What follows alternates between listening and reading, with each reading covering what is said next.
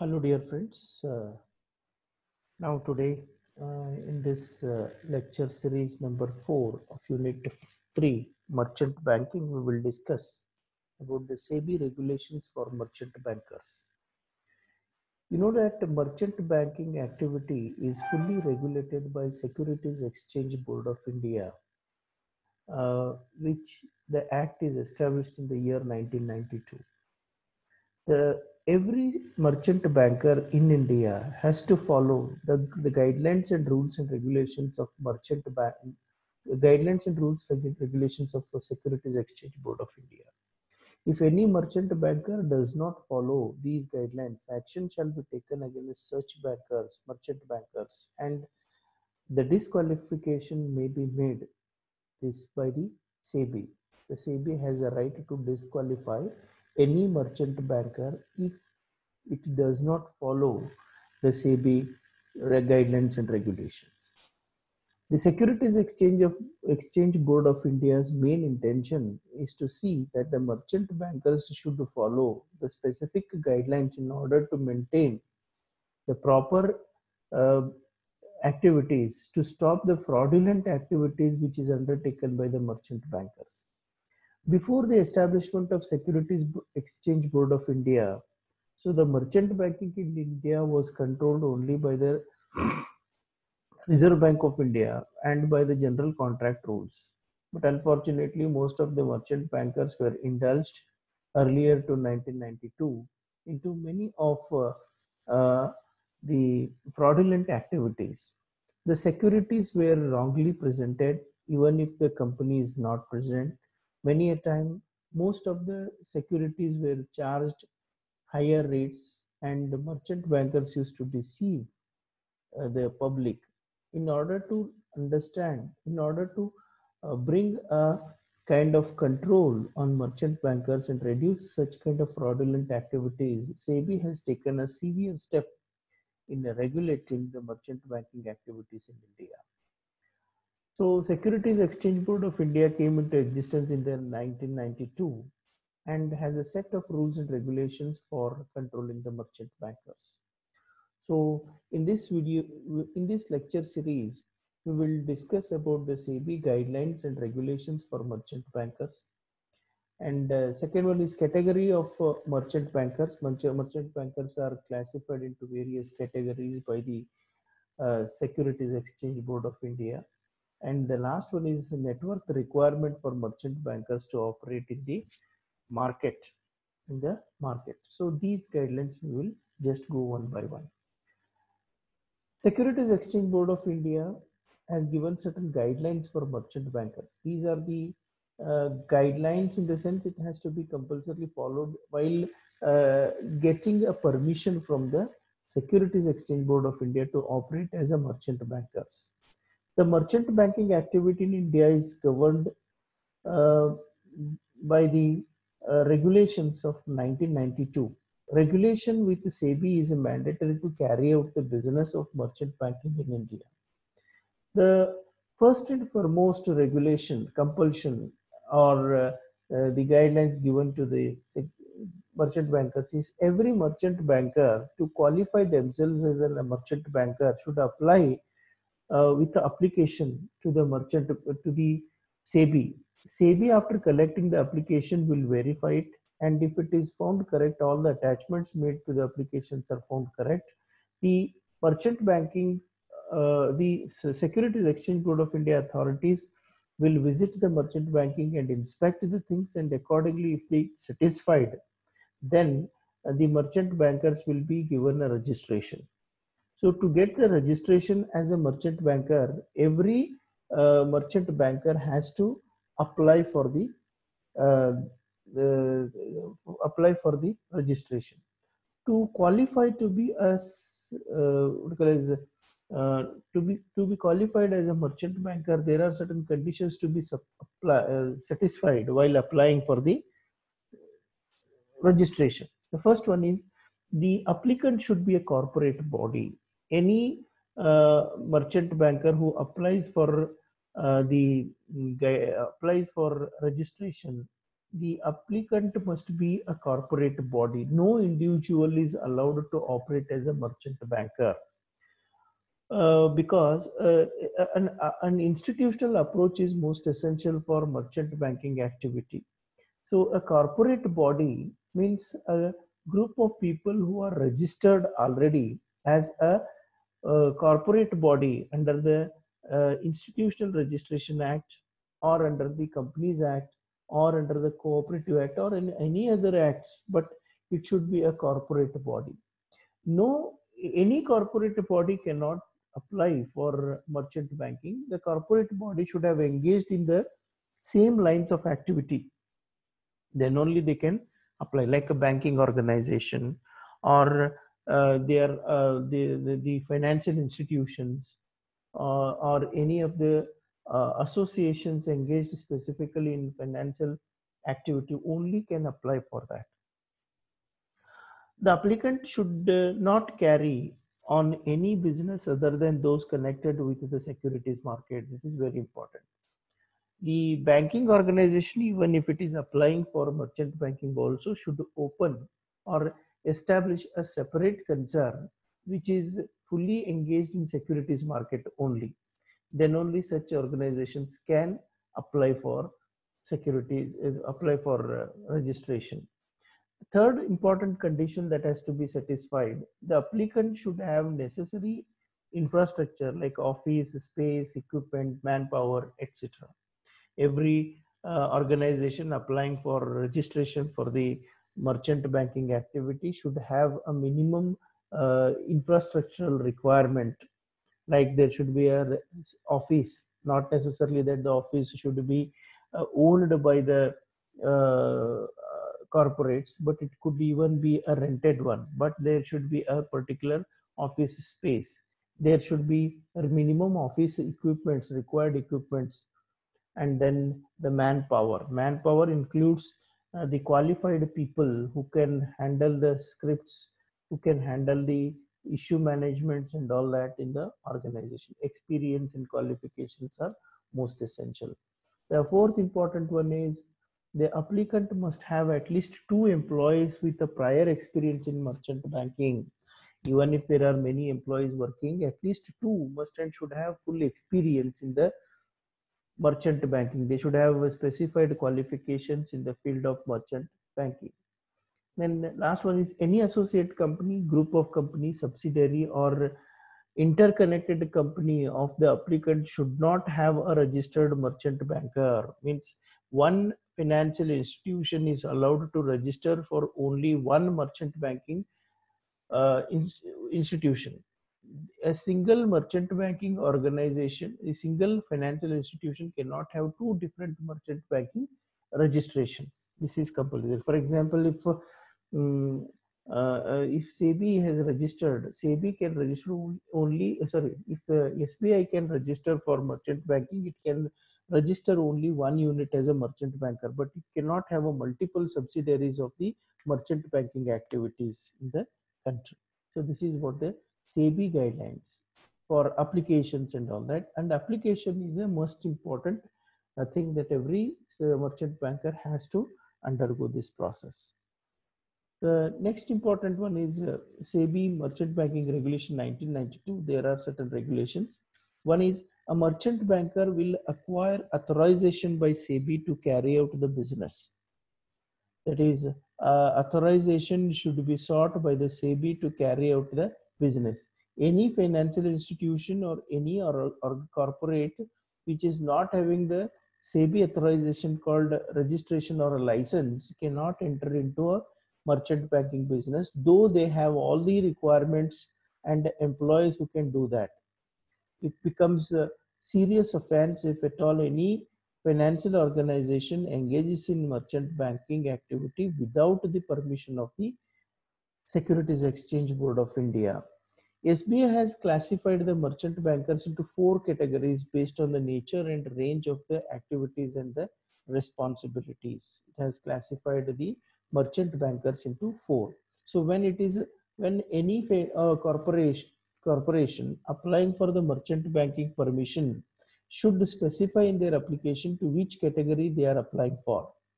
There are four categories. Category one, they are allowed to carry on the activity of issue management and to act as a advisor, consultant, manager, underwriter, portfolio manager, etc. So category one stands at the highest level in the uh, merchant banking registration. Category one merchant bankers can enter into any activity of merchant banking in the line. Category 2 are prohibited from entering into issue management. They cannot undergo into issue management, but they can act as an advisor, consultant, or co-manager like that. The third category, they are permitted to act as underwriters, advisors, or consultants as an institution, is the lowest one. The fourth category can act only as an advisor or consultant to an issue. We will discuss this in detail in the further slides also. Now the category one should have an adequacy norms that they should have at least 1 crore rupees of worth of investments in their business. They should have office staff, and apart from that they should have a capital adequacy of 1 crore rupees. Category 2 should have at least 50 lakhs and category 3 should have at least 20 lakhs. And category 3, there is no requirement of any capital adequacy, but a minimum of 50,000 rupees has to be the capital worth available with them. So this amount has to be declared to the SEBI at the time of applications. Then every merchant banker should maintain a copies of balance sheet, profit and loss account, statement of financial position, and should submit the audited financial statements to the SEBI on a regular basis. Any SEBI, any merchant banker who applies for registration, the registration is given for only 3 years. After third year, if at all the merchant banker wants to continue the business, should apply once again or should satisfy the norms of the SEBI, and then the SEBI will continue that. So every 3 years, it has to seek the license from the SEBI to operate into merchant banking activity. So when the registration is given, when the license is given, it is the duty of every merchant banker to submit the copy of the profit and loss account and balance sheet, specially audited statements to the SEBI. SEBI will inquire into that and finds any anomalies in the financial statements. It may cancel its license at any point of time. It means that the merchant banker should maintain a normal or eligible or capable or qualified uh, assets and net worth, capital net worth compulsorily in order to satisfy the needs.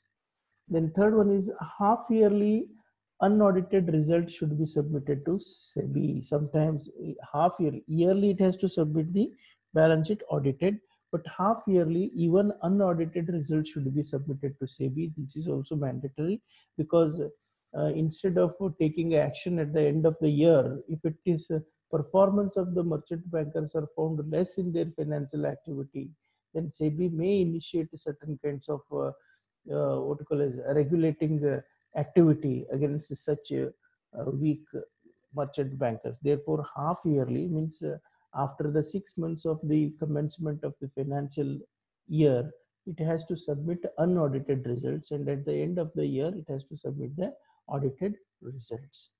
This is what the compulsion. Fourth one is merchant bankers are prohibited from buying securities based on the unpublished price sensitive information of their clients. Many a time merchant bankers, in order to encash uh, the possible future benefits, it may buy certain securities with the sensitive informations. And if they accumulate such kind of this shares and securities in the from that particular organization for which they are working as a merchant bankers, they may utilize these informations for inflated price or hiked price in days to come for their invested securities, and may earn abnormal profits which is prohibited in the law and by the SEBI. So therefore, SEBI gives a guidelines that based on the sensitive informations, the merchant bankers should not buy more securities of the clients. This is called as insider trading activity. Insider trading activity is prohibited even in the stock exchange operations also. What is insider trading? Trading, the uh, organizations which are connected with the issuing company, inside information they know it, like regarding diversification or regarding profit earning possibility and all that. Based on this sensitive information, if they buy more securities and keep those securities in their hands, it becomes the concentration of securities and may earn abnormal profit. This is being prohibited. Then the fifth one is SEBI has been vested with the power to suspend or cancel the authorization in case of violation of regulations. At any point of time, any regulation is violated, the SEBI reserve the right of cancellation or of license or authorization of the merchant bankers. Every merchant banker shall appoint a com- compliance officer to monitor compliance of the act. Remember, very important. In order to satisfy the legal matters of SEBI guidelines and all that, there should be a separate person who is operating that. His name must be registered with the SEBI, and that person is most responsible to comply the requirements of the SEBI in carrying out the merchant banking activity. So therefore, a separate person called compliance officer should be there in every merchant banking activity, and his name should be registered with the SEBI. Any kind of violation happens, SEBI will ask this compliance manager to give the details, and compliance manager is acting like a mouthpiece of merchant bankers to speak out things with the Securities Exchange Board of India. The seventh important point is SEBI has the right to send inspecting authority to inspect books of accounts, records, etc. of the merchant bankers. At any point of time, it is found that the SEBI is doubted that SEBI is indulged into any of the malpractices in the securities market and all that, the merchant bankers will be inspected by the team of the SEBI and asked for the clarifications at any point of time. So that is the authority that SEBI has. Merchant banker cannot stop them from investigating the books of accounts if at all SEBI finds any kinds of doubts about the working of the merchant bankers. The eighth one is inspections will be conducted by SEBI to ensure that provisions of the regulations are properly complied. Every year, the SEBI is inspecting the books of accounts, working style, and all the papers of the merchant bankers to see that the working of the merchant banker is in compliance with the SEBI regulations. The next one is SEBI will give authorization for merchant bankers to operate for 3 years only. Without SEBI's authorization, merchant bankers cannot operate. At a one shot, SEBI will give the permission to operate as a merchant banker for 3 years. And if at all they have to continue, they should once again satisfy the compliance and get audited by the SEBI, and then they can continue for the next 3 years. So every 3 year, the license of the merchant banker should be renewed by special application to the SEBI.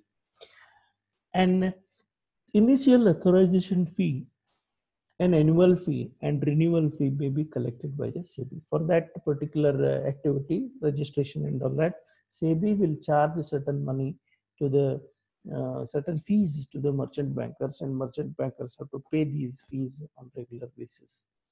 11th one is a lead manager holding a certificate under category 1 shall accept the minimum underwriting obligations of 5% of size of issue of 25 lakhs, whichever is less. It means that if at all merchant banker is acting like an underwriter, underwriter can take the responsibility of selling the securities of the company only to the extent of 25 lakhs or 5 lakhs, whichever is less. It means that underwriting portion that has to be done, 5% of that or 25 lakhs must be. Suppose if a company, XYZ company, is issuing 100 crore of securities in the market, and if at all it requires underwriting of its securities, for that minimum underwriting requirement is, say for example, 50 crores. If it is 50 crores, then an underwriter who takes the part in this kind of 50 crores rupees minimum sales can have 5% or 25%. 5% of 50 crores will be 25 lakhs. 25 lakhs is the maximum ceiling that the company can buy it.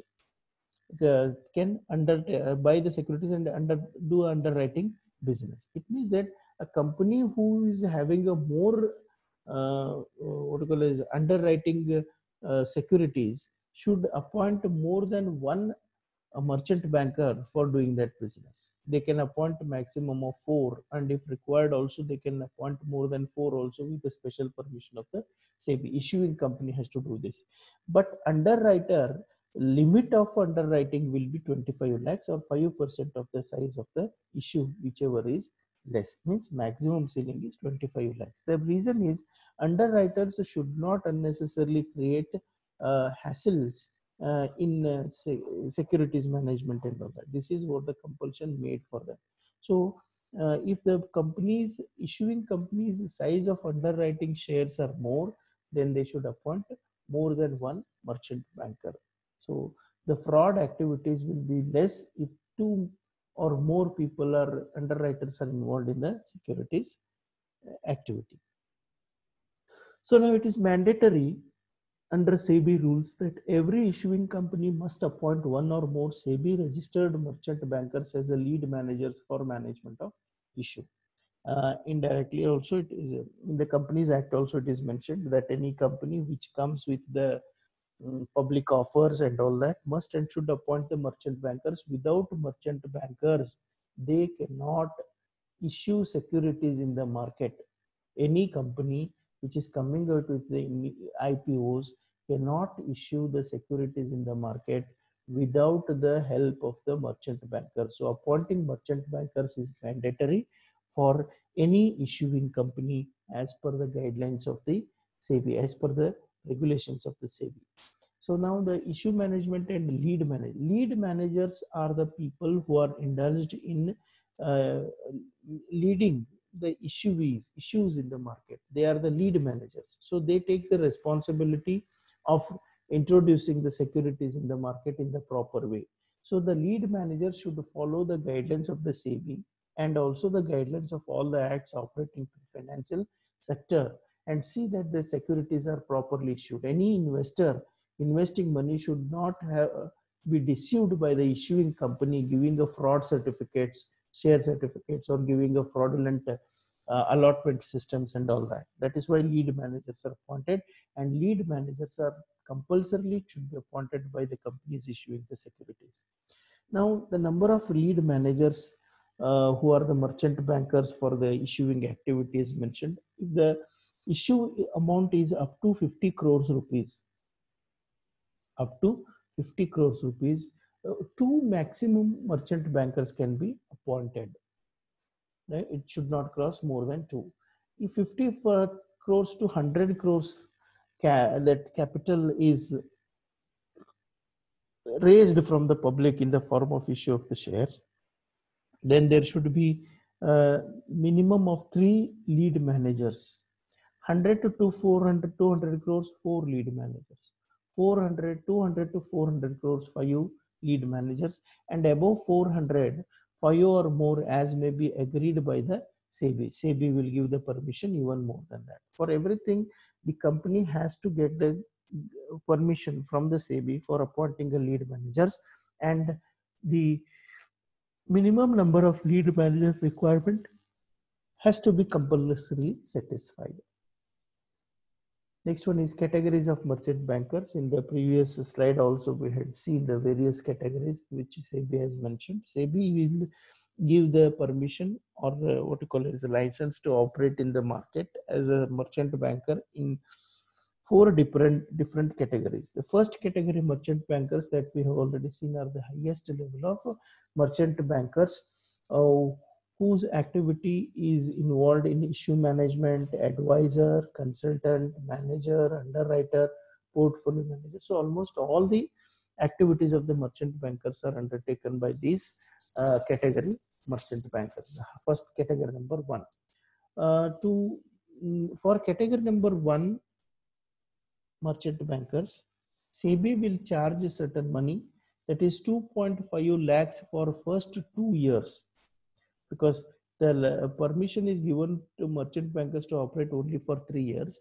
First 2 year, every year, the merchant banker has to pay a fee of 2.5 lakhs to the SEBI for operating into merchant banking activity for a permission.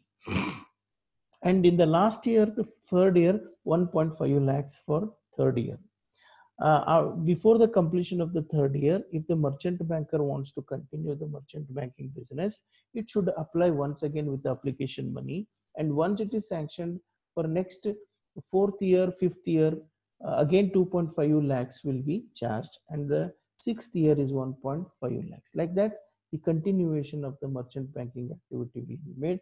This much of fees are basically charged is a registration fee by the SEBI to its merchant bankers. Category 2, they are not allowed to operate into issue management, because post and pre-issue management will be undertaken by only category number 1 kinds of a merchant bankers. Category number 2 kinds of merchant bankers can be an advisor for the company for issue management, can be consultant, can be underwriter to certain extent to a level of maximum of 25 lakhs, and portfolio man. They can act like a advisor in managing the investments of the company, like a portfolio managers, and they can act as a co-managers but not a main manager. That is, in a category number 1 they can be a manager, and the category number 1 merchant bankers may appoint category 2 merchant bankers to work under their supervision. It is also possible. So category 2 merchant bankers are normally supporting category 1 merchant bankers in issue management. Category number 3 are the people who are again having a less burden of the merchant banking activity. That is, they can be underwriter, advisor, consultant, but they cannot be issue managers or co-managers, or they cannot be portfolio managers. That is prohibited. If at all, portfolio manager has to be, they should act like a portfolio manager for any of the issuing companies, and on that they should have at least category 2 permission. Category 3 are not so much involved, but category 3 people may act as a co merchant bankers under category number 1 or category number 2. Category number 4 are the people, merchant bankers who are having only 2 activities, that they can be advisors or consultants for any issue managers. So they are to just give the advices. Normally the small companies and all that will appoint this, those who are not regularly coming with the public issues. Even sometimes the private limited companies who are not much issuing any public issues, they are prohibited from issuing the securities in the open market. Such companies, for any of their internal share transfers among the 15 members and all that, they should have merchant bankers to satisfy the SEBI rules and regulations. That such kind of companies will appoint category number 4 merchant bankers. For these, the fees are charged as we have already seen. For category number 1, it is 2.5 lakhs for first 2 years and 1.5 lakhs at the last year. And category number 2, people will be charged a fees of 1.5 lakhs for the first 2 years and 50,000 for the third year. And category number 3, merchant bankers are charged a minimum of 50,000, and category number 4 also charged a minimum of 50,000 rupees. This is the fees that is being charged by the SEBI to these merchant bankers. So now in the examination, question may be asked, who is a merchant banker? Discuss the various categories of merchant bankers. Then you are supposed to quote these and write the answers in the examination. Then the net worth eligibility norms. net worth eligibility norms. Uh, there are certain capital adequacy norms that every merchant banker has to compulsorily satisfy for getting the permission from the SEBI to continue as a merchant banker.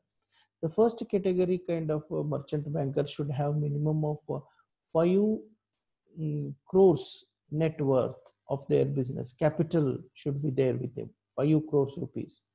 It means that 5 crores rupees should be the capital for their business.